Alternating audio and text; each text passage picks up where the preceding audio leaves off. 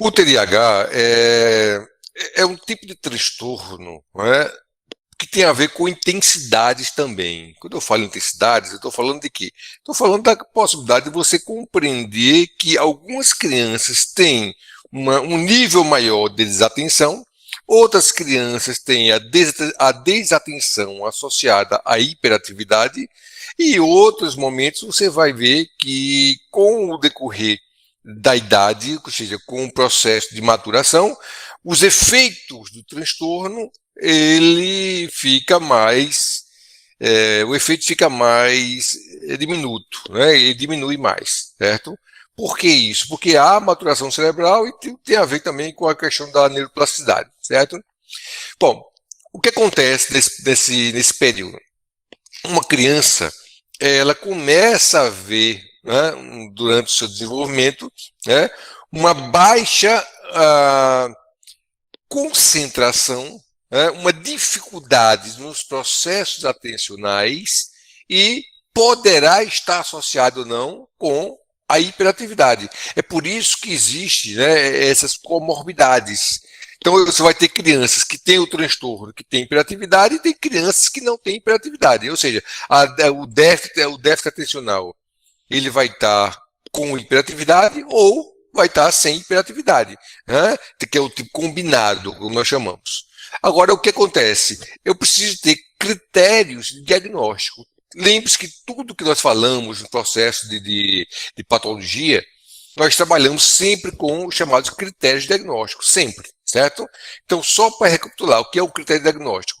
É a identificação de um conjunto sintomatológico que vai caracterizar o transtorno, certo? Então, é isso que é um critério. Então, eu vou ter pontos que devem ser observados, né, dentro do conjunto sintomatológico.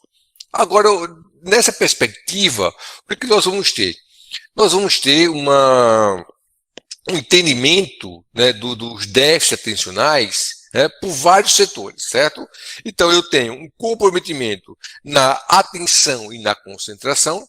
Como consequência disso, eu vou ter um comprimento na memória, e eu falei já em várias aulas anteriores que nós temos modos cognitivos, é só lembrar das primeiras aulas, e esses modos cognitivos poderão estar comprometidos, causando disfuncionalidades ou não em determinados transtornos, né? Então, por exemplo, por que eu estou dizendo ou não?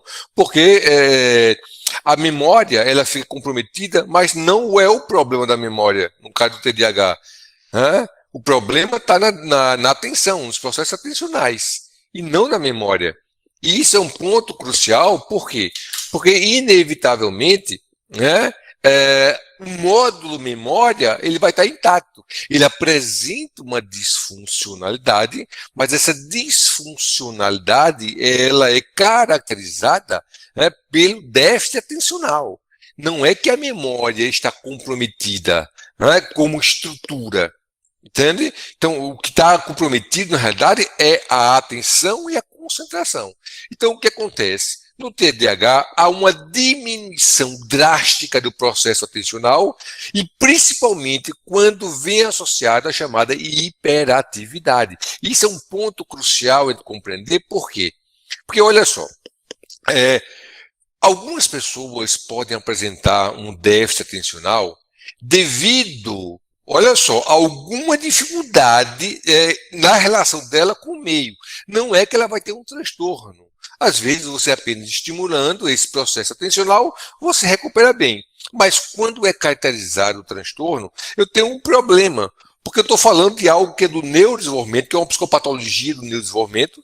Olha só, é uma psicopatologia do neurodesenvolvimento, né? E nessa estruturação, você vai ter o quê? Você vai ter perdas, e perdas consideráveis, certo?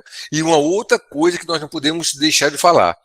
Isso é um tipo de transtorno que não tem cura e vai durar para a vida toda, certo? O que vai mudar é a intensidade da manifestação desse transtorno. Olhe bem, né? A intensidade da manifestação desse transtorno. É isso que vai acontecer. Agora, se eu consigo identificar esse transtorno, né, com mais precocemente possível, eu posso entrar com intervenção, e o sentido de toda intervenção é o quê? É melhorar a qualidade de vida do paciente, obviamente. Agora, A identificação se dá de que forma? Em cima dos critérios diagnósticos. Em cima também daqueles testes que eu mostrei a você, a Torre de Londres, né, que nós vimos aqui.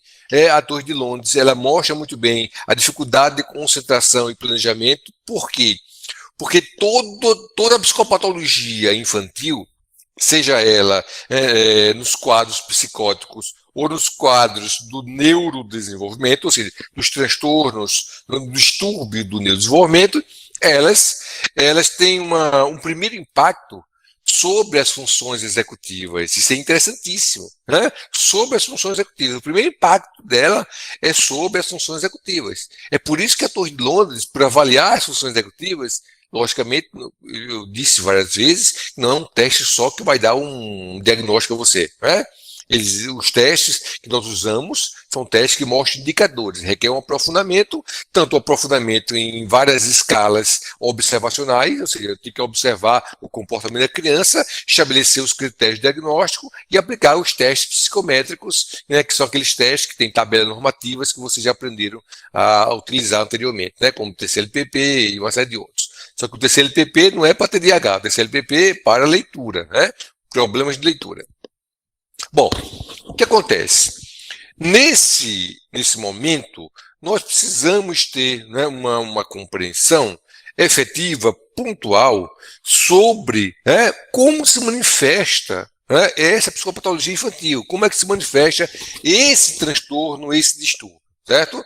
Bom, e aí nós estabelecemos como critério o DSM-5, que eu já falei a você, que é o Manual Diagnóstico Estatístico, né, dos Transtornos Mentais, né, que é utilizado no mundo inteiro, e sim, foi construído pela Associação Americana de Psiquiatria, e que é usado no mundo inteiro como referência para estabelecimento dos critérios diagnósticos. Tá? Bom, o que nós temos aqui é uma linha de evolução do próprio conceito, certo? Do DSM-5.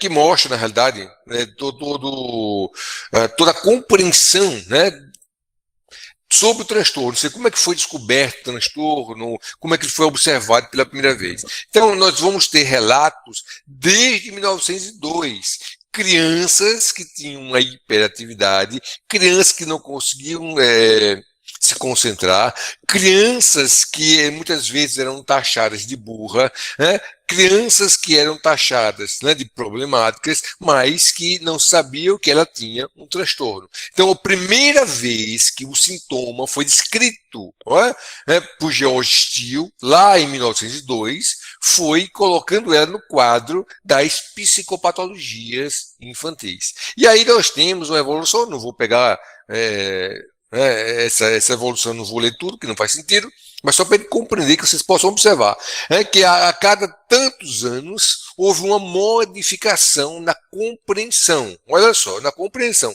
até no momento que nós chegamos lá, né, no DSM-3 ainda, né, o DSM-3, onde o DSM-3 ele coloca o TDAH, né, diferenciando. Olha, déficit de atenção, ele pode ter ou não ter hiperatividade, porque até antes disso, antes de 1980, né, o déficit de atenção era um só, né, e as pessoas não conseguiam, né, diferenciar que o critério hiperatividade ele poderia estar associado ou não. Olha só, poderia estar associado ou não à desatenção, porque antes era uma coisa só, na década de 60 era uma coisa só, certo? Agora, o que acontece? Quando você começa a ver, né, a evolução, aí chega aí lá pelo DSM-4, você vai ter uma atualização dos critérios, já colocando critérios para observação comportamental da criança, e essa observação comportamental estabelece a observação dos processos atencionais e dos processos de hiperatividade.